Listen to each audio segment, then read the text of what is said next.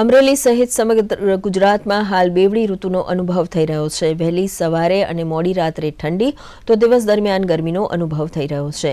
આ બેવડા હવામાનની અસર ખેતી પર થઈ રહી છે. અમરેલીમાં આંબાના મોર ખરી જવાની ફરિયાદો ઉઠી છે.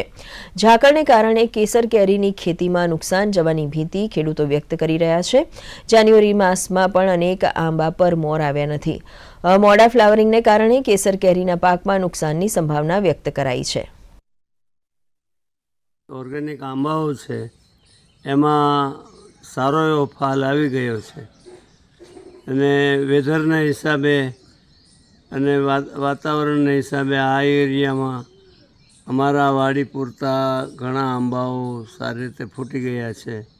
કોયા નથી એટલા ભાગશાળી અમે કે જેથી કરીને મોરથી વધારે મોર આવી ગયો છે. એટલે સારી એવી કેરી લઈ અને ઓર્ગેનિક હોવાને હિસાબે અમે બહાર પ્રદેશ અમેરિકા દક્ષિણ કોરિયા ત્યાં એક્સપોર્ટ કરી શકીએ છીએ.